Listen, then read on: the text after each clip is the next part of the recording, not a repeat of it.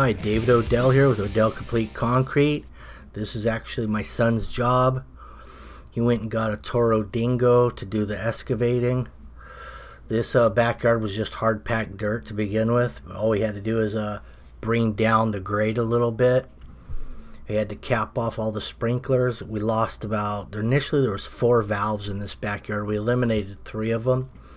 And we left 1 valve for the planter beds, which is on a drip system. Real quick before we continue with this job, I just wanted to pop in here. This is Tim Odell, and ask you guys all a quick question. If you're interested in knowing how much this job costed, because I know we get a bunch of comments about the job cost for these projects. If you're interested in that, let's get up to about 5,000 likes. I'll do a whole breakdown of how I bid this job out and how much it costed in the end on one of my next jobs I upload to the channel. Okay, so first order of business, we gotta get levels established so that when we do bring our skid steer back here, which is right over here, see if I can get a peek of it. Right there behind the Ford. Once we have our levels established, we can really start to figure out how much dirt we need to take out of this backyard. Right now we're just taking out a little bit of dirt for ramps for the skid steer, because once we bring the skid steer around over here, there's a couple steps we don't want to damage the steps, so we're putting a lot of dirt over them. Sam is over here right now getting the levels established. We need some stakes and a sledge. Everything's too high. Yeah, we gotta dig this out around the perimeter, huh? Wherever I'm gonna be putting a stake. So what Sam did was he found the lowest point of this patio, and that's gonna be our benchmark, because our concrete needs to match the lowest point, so that we could when we put drains in the middle right here, we can be lower than that and ensure that they go towards the drains. You can see there's drains already back here. So we're just gonna tap into these and move them over. That's kind of our plan.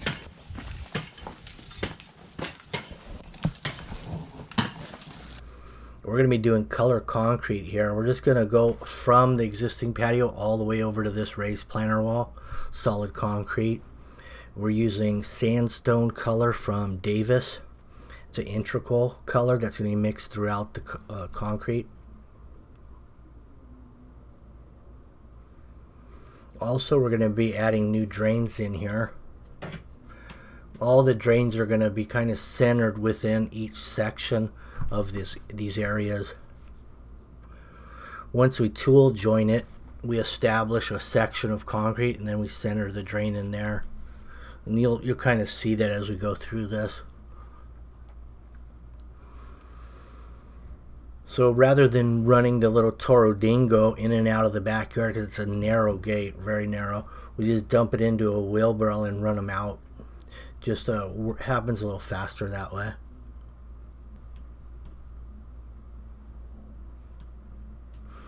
All the way down that side yard, there's existing concrete that's going to all be coming out. And that concrete got pretty thick too. It was also 3/4 rock on that side yard, and it was a good 4 to 5 inches thick.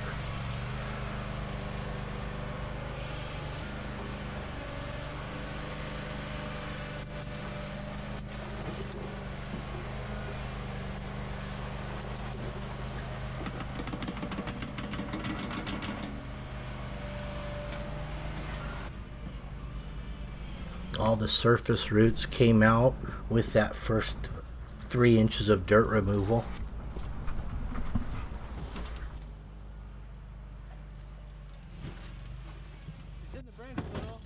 So this is the side yard concrete that's going to be removed. It was all cracked up, wasn't draining in the right directions, so it's going to get drains throughout this whole area. The drain's just daylight at the back of city sidewalk, the little pop-up.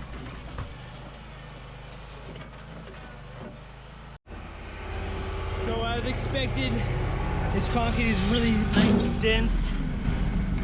You can kind of tell when it's dense concrete once you start slamming the sledgehammer on it. Here, go ahead, hit a part of the concrete one. Let's show them what it sounds like. Sounds very solid. It's big rock too, three-quarter rock. So yeah, this stuff is solid. Not gonna be fun. Not gonna be fun. No reinforcement, but very thick. And that's a 20-pound sledgehammer. That's what it takes to break concrete. You can get a 16-pounder, but you're going to hit it a lot more times before you get a crack.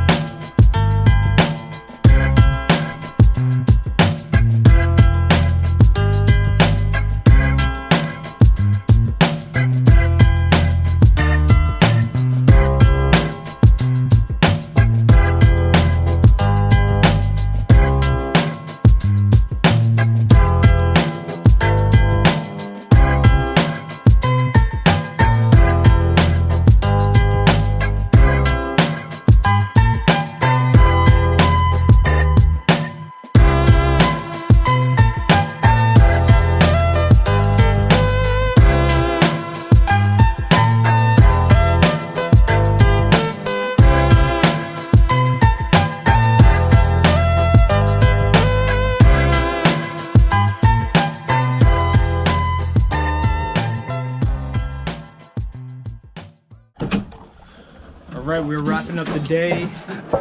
We got all the concrete out, or most of the concrete out. There's a small little piece right here. We didn't want to disturb that area because it is a gas line. And yeah, there's a water line right there as well. And our jackhammer got stolen, sadly. So we couldn't break it out today. So probably tomorrow, me and Sam, we're going to go to Home Depot, buy a jackhammer, pressure washer, because that also got taken. And yeah, then we'll pressure wash that wall, like I said this morning, that we're gonna be painting. So we gotta make sure that's really nice and clean. But this is what we got done today.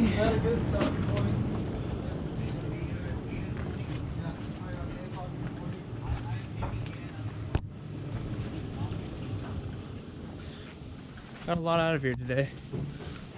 Got a lot out. Sun up to sundown action. Looks a little crazy, but believe me, it's coming together.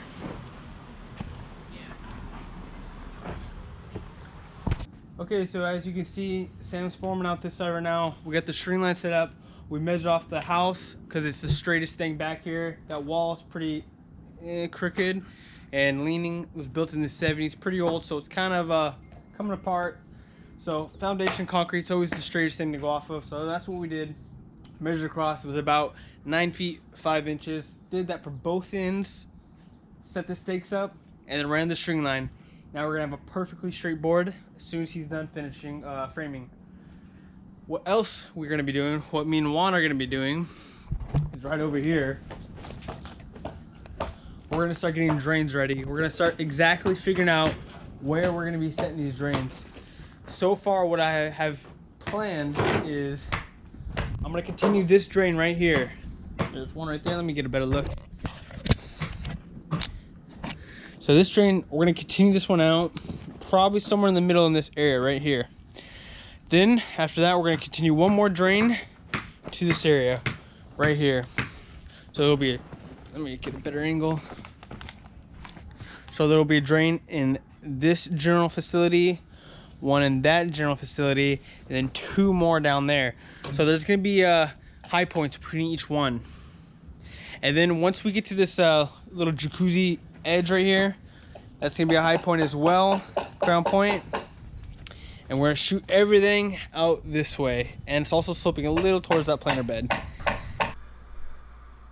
All right, so on this side yard, we got pretty lucky because we have 1% slope from the back of the corner of the house to that front gate up there. So we're going to run it 1% towards the front of the house, which isn't really a lot. But also we're going to have another 1% cross slope into, we're going to leave a little 1 foot wide planter right along there. So that'll take the water away from the house pretty quickly, and then towards the front of the house at the same time. So no drains necessary on this side yard. Here's the trench for the drain line that's going to be going in. 3-inch diameter pipe. So the riser there just ran a little long until we get the pipe buried, and then we can start shooting elevations on all those risers and then cutting them off to grade. So this particular, you notice how that 90's over off of that main line? That's because it's centered into that section.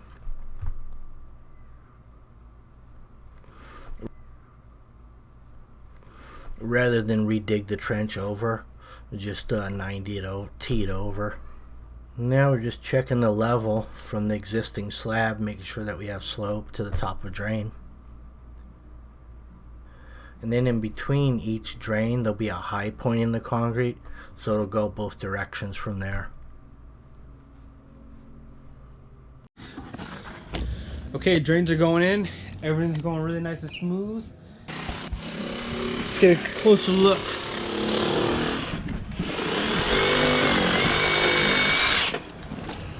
All right, what are we doing, Sam?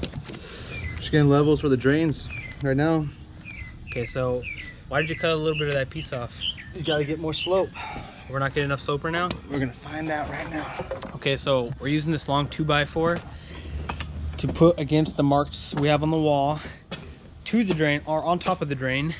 Then we're gonna put our level on top of these 2x4s, and you know, that's the simplest way to see. Here's the mark right here. There it is. We use our laser level to mark out everything on the walls. Very simple. Right here. And there it is. It looks like a nice 1% slope. This is the furthest point too, so we should be good. Yeah, that's the furthest point. The reason why we normally would go probably a little heavier than that, but the reason why we're not going heavier is because whoever put this slab in right here made this higher than the weep screed of the house, which is a terrible thing to do, because now it just makes it harder for us to get levels back here, and it just makes things difficult. Now that all the dirt is leveled out, we've got the 4 inches below all the chalk lines on the walls, 4 inches below existing slab, 4 inches below the tops of drain. Wet it down and compact. So the rebar is all in, all set up. We have all of our lines snapped, all the chalk lines snapped against the house, chimney. Forms are set. We have all the rebar 2 foot on center. We marked up the planter wall as well, and we actually painted this. Made it look a lot nicer than how it used to look. How's it going? Doing good. This also outside? Yeah, if it's in the way.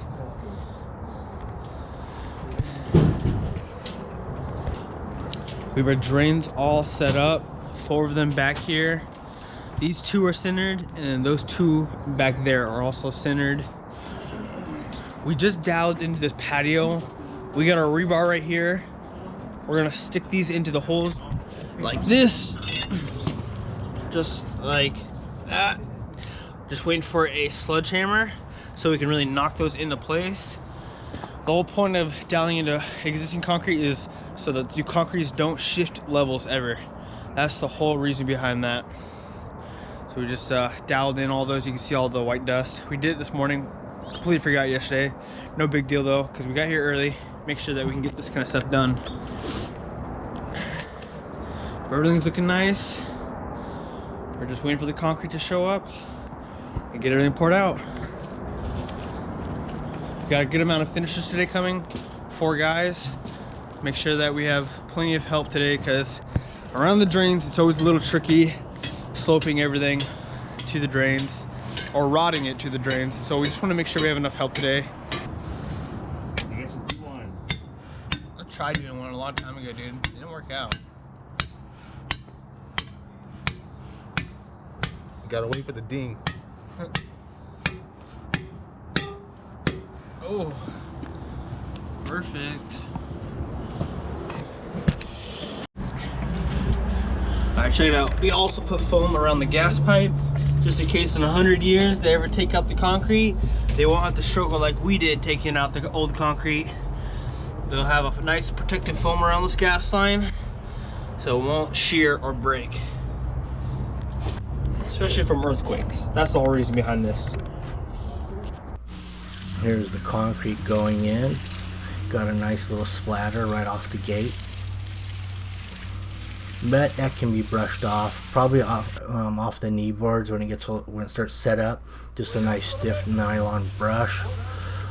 Clean it up on the way out.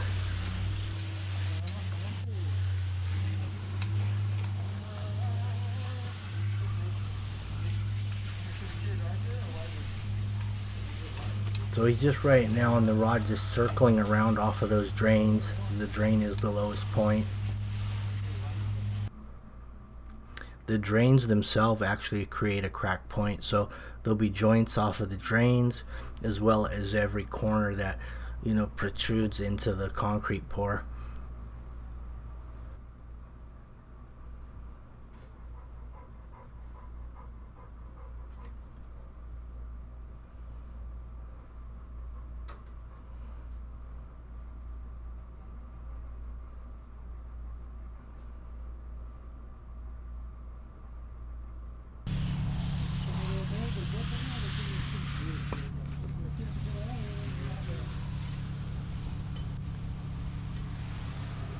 That's a 3-foot wide magnesium bowl float.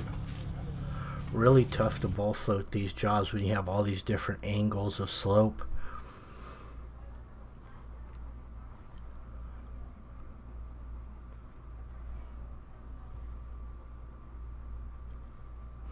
The hardest kind of concrete to pour is the ones where you have very minimal space to work in, and this is a good example of that. No space around the outside edge to work it from. Everything pretty much has to be done from on top or in the concrete.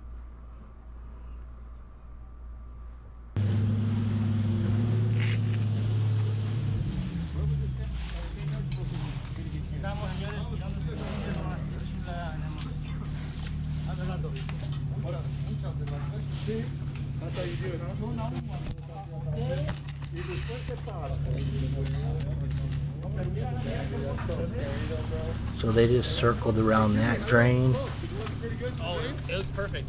Not too heavy? No. I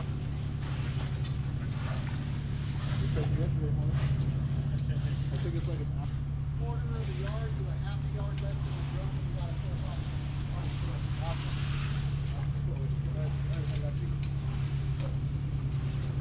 You gotta pull it.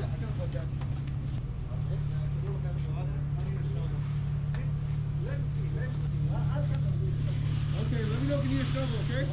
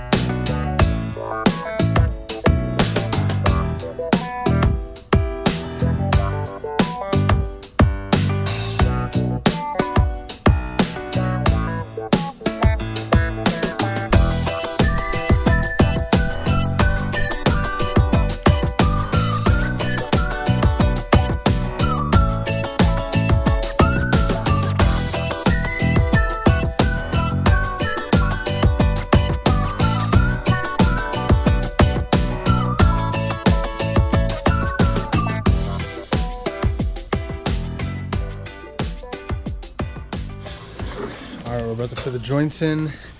We actually pre-marked out the joints of where we're going to place them. One's going to be on the corner, there's going to be 2 on the chimney, and then we divided this section up from the corner of the house to the chimney evenly.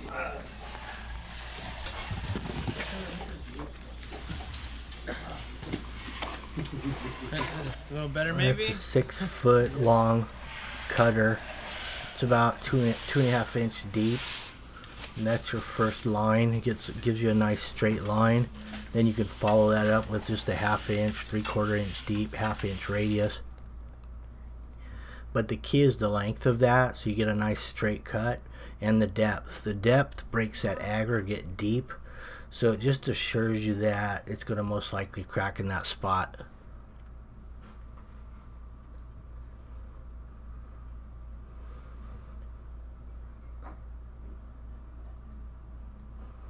That diagonal line right there hits the drain, and it comes off the corner of that existing slab back there that the jacuzzi's setting on.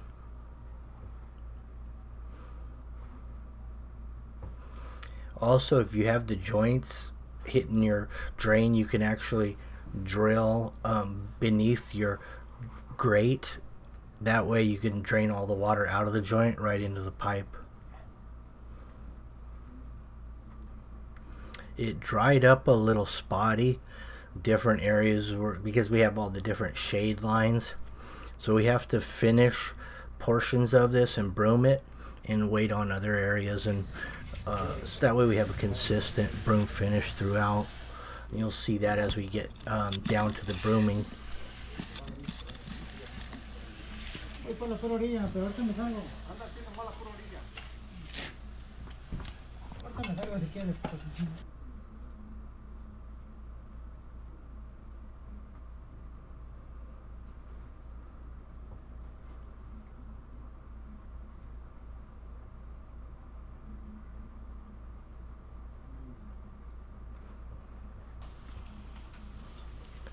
Here's a nylon broom.